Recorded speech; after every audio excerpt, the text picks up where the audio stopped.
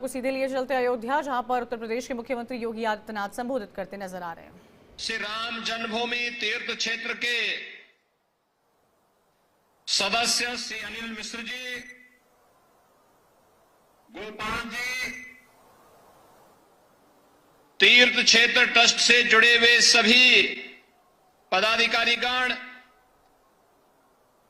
और भारी संख्या में प्रतिष्ठा द्वादशी के शुभ आयोजन के साक्षी बन रहे देश के कोने कोने से आए हुए सभी पूज्य संतजन, भक्तजन और उपस्थित बहन और भाइयों, मैं सबसे पहले आपको, पूरे प्रदेशवासियों को, पूरे देशवासियों को और हर राम भक्त को प्रतिष्ठा द्वादशी की हृदय से बधाई देता हूं। उन सबके प्रति, आप सबके प्रति अपनी मंगलमय शुभकामनाएं भी व्यक्त करता हूं। हिंदू पंचांग के अनुसार आज ही के दिन ठीक 1 वर्ष पहले देश के यशस्वी प्रधानमंत्री आदरणीय श्री नरेंद्र मोदी जी के कर कमलों से 500 वर्षों का इंतजार समाप्त करते हुए श्री राम जन्मभूमि पर प्रभु श्री राम लला का मूर्ति प्राण प्रतिष्ठा का कार्यक्रम संपन्न हुआ था और इसीलिए 1 वर्ष पूर्ण होने के उपलक्ष्य में हिंदू पंचांग के अनुरूप श्री राम जन्मभूमि तीर्थ क्षेत्र न्यास के द्वारा आज प्रतिष्ठा द्वादशी के रूप में, यानी पौष शुक्ल द्वादशी की इस पावन तिथि को आज प्रतिष्ठा द्वादशी के रूप में आयोजित करते हुए त्रिदिवसीय इस आयोजन का शुभारंभ किया गया है। स्वाभाविक रूप से 500 वर्षों का इतिहास और यह इंतजार, जिनकी दूरदर्शिता से संपन्न होकर के आज इस गौरव की अनुभूति हम सबको, हर राम भक्त को करा रही है, ऐसे देश के यशस्वी प्रधानमंत्री श्री नरेंद्र मोदी जी के प्रति सबसे पहले कृतज्ञता ज्ञापित करते हुए हम सब हृदय से आभार व्यक्त करते हैं।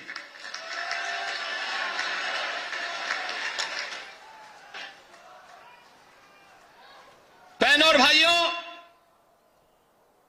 इस अवसर पर श्री राम जन्मभूमि के लिए चले एक लंबे आंदोलन को, जो संविधान के दायरे में रह करके लोकतांत्रिक तरीके से जिस आंदोलन को एक मंच पर सजोने का काम राष्ट्रीय स्वयंसेवक संघ के मार्गदर्शन और नेतृत्व में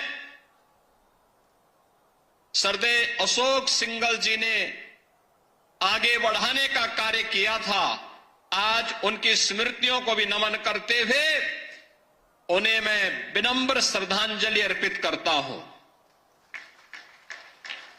बहनों और भाइयों,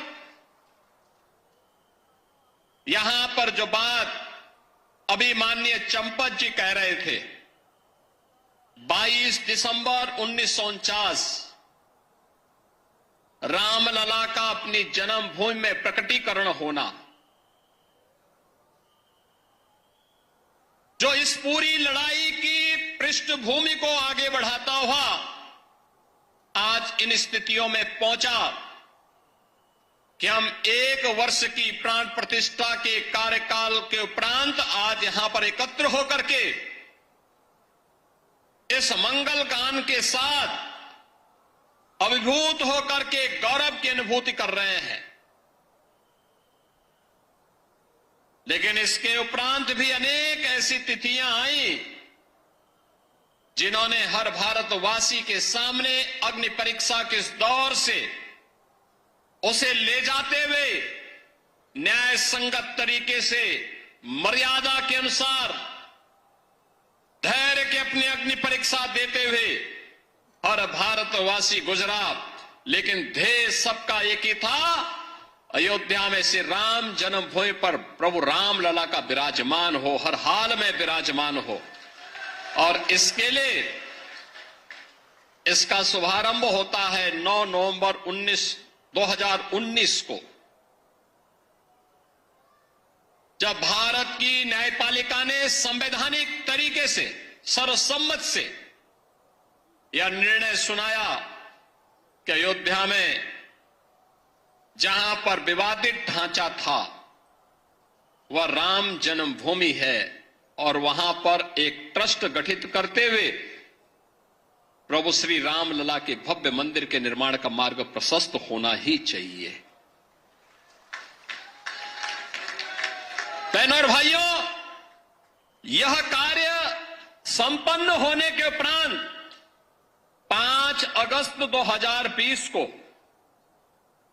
इसी अयोध्या धाम में आकर के देश के यशस्वी प्रधानमंत्री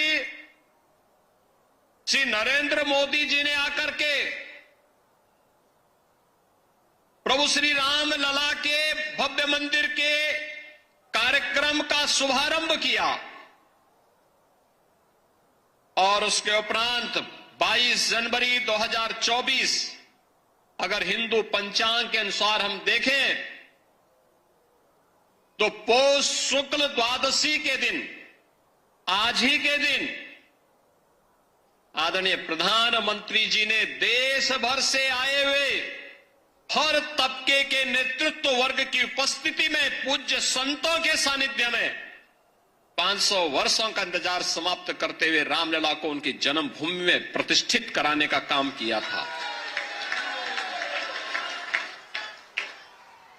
रामलला का प्राण प्रतिष्ठा का एक कार्यक्रम संपन्न होने के उपरांत लाखों की संख्या में श्रद्धालु जन अयोध्या धाम में पधार रहे हैं। एवरेज अयोध्या का प्रतिदिन अयोध्या में 1.5 से 2 लाख श्रद्धालुओं का आगमन अयोध्या धाम में हो रहा है। 1 से 1.5 लाख राम जन्मभूमि में दर्शन कर पाते हैं। बहुत सारे लोग अन्य धामों में दर्शन करते हुए कुछ इंतजार करते हैं, कुछ जाते हैं, फिर अन्य कार्यक्रमों के बाद फिर आयोजन में भागीदार बनते हैं। आज अयोध्या जिस रूप में हम सबके सामने है, आपने देखा होगा,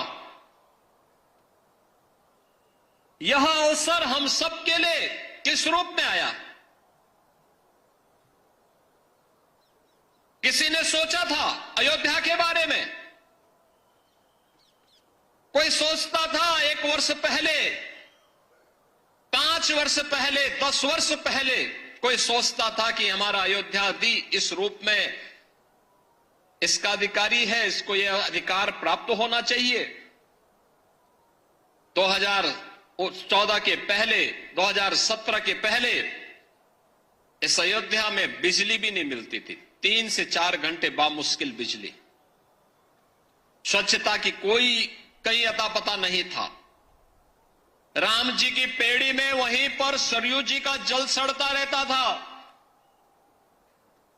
हजारों वर्ष पहले लंका पर विजय प्राप्त करने के उपरांत भगवान श्री राम पुष्पक विमान से अयोध्या धाम पधारे थे और हजारों वर्षों के बाद भी विज्ञान जब इतना प्रगति कर चुका है, तब भी अयोध्या में कोई एयरपोर्ट नहीं था जहां पर कोई फ्लाइट लैंड कर सके। लेकिन आज अयोध्या के पास अपना इंटरनेशनल एयरपोर्ट है। अयोध्या की सड़कें त्रेता युग का स्मरण करा रही है। 4 लेन 6 लेन की सड़कें, सरयू मैया के घाट पूरे देश को अपनी ओर आकर्षित करते हैं। राम जी की पेड़ी, अब सरयू जी का जल वहीं पे सड़ता नहीं है, बल्कि एक ओर से आता है, दूसरी ओर से वापस सरयू मैया में लौट करके श्रद्धालुओं को पुण्य का लाभ प्रदान कर रहा है। आज तो आप कहीं भी जाएंगे अयोध्या में, अयोध्या होने का एहसास कराता है। आज हमारी अयोध्या देश की पहली सोलर सिटी बन चुकी है। पहली सोलर सिटी, सूर्यवंश की राजधानी है, पहली सोलर सिटी अयोध्या बन चुकी है। ये जो बिजली यहां दिखती है ना, जलती है स्ट्रीट लाइट के रूप में घरों में, ये किसी थर्मल पावर स्टेशन से नहीं, किसी हाइड्रो पावर स्टेशन से नहीं, बल्कि सूर्य की रोशनी से जो ऊर्जा पैदा होती है, उससे ये बिजली जलती है और उसी बिजली को पूरी अयोध्या उसी का उपयोग करता है। ये नई अयोध्या, नए भारत का नया उत्तर प्रदेश है, तो नए उत्तर प्रदेश की नई अयोध्या अपने तीर्थ होने के गौरव के साथ पूरे देश को अपने साथ जोड़ रही है। लेकिन क्या यह अचानक हो गया? एक दिन में हो गया? नहीं, इसके लिए एक लंबे संघर्ष को आगे बढ़ाना पड़ा था। जो मैंने पहले भी बताया, दर्जनों पीढ़ियां चली गई, एक ही कामना थी, और वह थी अयोध्या में हम अपने प्रभु रामलला को विराजमान होता हुआ देख सके। सबकी एक ही तमन्ना थी। अधूरी कामना के साथ पूज्य संतों का, भक्तों का चला जाना, लेकिन संकल्प उनका इतना दृढ़ था कि उस संकल्प को पूरा करने के लिए हम सब सौभाग्यशाली हैं कि इन तिथियों को अपने इन भौतिक चक्षुओं से देखने का सौभाग्य हम सबको प्राप्त हुआ है।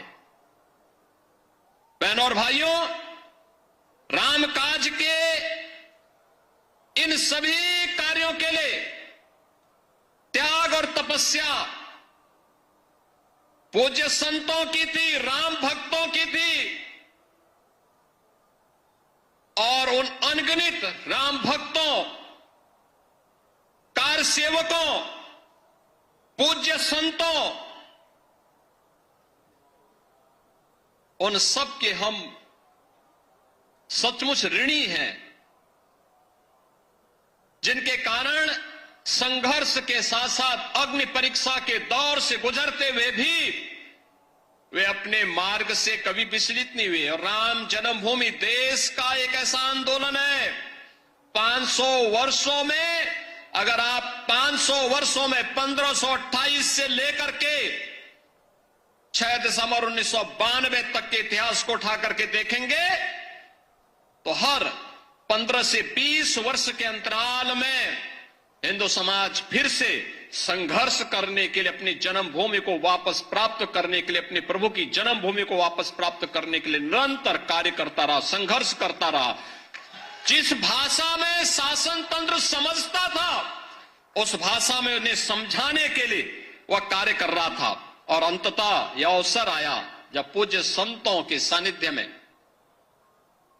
राष्ट्रीय स्वयंसेवक संघ के नेतृत्व में सरदेव अशोक सिंघल जी जैसे युग दृष्टा नेतृत्व इस आंदोलन के साथ जुड़ता है, जिन्होंने कभी मान अपमान की चिंता नहीं की। एक ही ध्येय था, हर हाल में राम जन्मभूमि वापस हिंदुओं को प्राप्त होना चाहिए, रामलला का भव्य मंदिर का निर्माण होना चाहिए। सचमुच बोलने के लिए शब्द नहीं है। हम सबका मन भावुक हो जाता है, भाव विभोर हो जाते हैं, हम भाव विह्वल हो जाते हैं जब इस पूरे इतिहास को देखते हैं। उस आंदोलन को नजदीक से हम लोगों ने जब देखा और आज जब यह परिणाम हम सबके सामने आता है तो खुशी इस बात की होती है कि हम सब सौभाग्यशाली हैं। याद करिए, और मेरे लिए इसलिए भी सौभाग्य का विषय है कि हमारी 3 पीढ़ी उस अभियान के साथ जुड़ी रही। पूज्य महंत दिग्विजय नाथ जी महाराज को मैं नहीं देख पाया था, लेकिन अपने पूज्य गुरुदेव से जो मैं सुनता था, और मुझे याद है जब 2014 में मेरे पूज्य गुरुदेव अपने अंतिम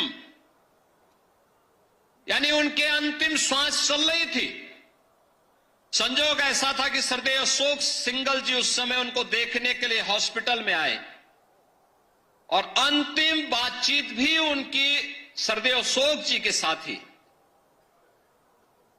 काफी देर तक वह देख रहे थे, अशोक जी की तरफ देख रहे थे, और अंत में एक ही बात उन्होंने कही। मैं देख रहा था उस दौरान वो कई दिनों से किसी से बोल नहीं रहे थे। अशोक जी को भी काफी देर तक, लगभग 1 घंटे तक वह देखते रहे, एक टकटकी लगाओ निगाहों से देखते रहे, और अंत में उन्होंने अशोक जी को सामने बुलाया, कहा क्या राम जन्मभूमि का मंदिर बन जाएगा ना? तो अशोक जी ने कहा जरूर बनेगा, आप एक बार थोड़ा स्वस्थ होइए, जरूर बनेगा, जरूर बनेगा। और यही आश्वस्त के बाद कुछ ही दिन के बाद उन्होंने अपनी भौतिक देह का विश्राम कर दिया था। बहनों और भाइयों, बाबा अभिराम दास जी हों, पूज्य परमहंस रामचंद्र दास जी महाराज रहे हों, शंकराचार्य की परंपरा रही हो, रामानंदाचार्य की परंपरा रही हो, रामानुजाचार्य की परंपरा रही हो, पूज्य संतों की एक अविरल परंपरा रही हो, या फिर राष्ट्रीय स्वयंसेवक संघ से जुड़े हुए यशस्वी नेतृत्व का ये पूरा अनवरत सिलसिला चलता रहा, लगातार चलता रहा, और आज हम सब यहां पर इस बात का एहसास कर रहे हैं कि राम जन्मभूमि के लिए जो ये आंदोलन चला था, आज वो एक सार्थक लक्ष्य की ओर आगे बढ़ते हुए किस रूप में जा रहा। जो भी अयोध्या आता है, कोई भी आता है, दुनिया के अंदर कोई भी आता है, वह व्यक्ति अभिभूत होकर के जाता है। जिसने 5 वर्ष पहले, 10 वर्ष पहले अयोध्या देखी होगी, आज जब अयोध्या आता तो उसको पहचानने में कठिनाई होती, कहता वाह, अयोध्या तो अब त्रेता युग का एहसास करा रही है। और हम कह सकते हैं अभी 1 साल 2 साल और देखें, जब ये पूरा परिसर, राम जन्मभूमि का पूरा परिसर अपने भव्य रूप में आएगा तो दुनिया का सुंदरतम नगर के रूप में, सबसे आध्यात्मिक, सबसे धार्मिक, पुरी के साथ साथ धाम के रूप में, दुनिया की सबसे वैभवशाली नगरी के रूप में हमारा अयोध्या धाम विकसित होने जा रहा है।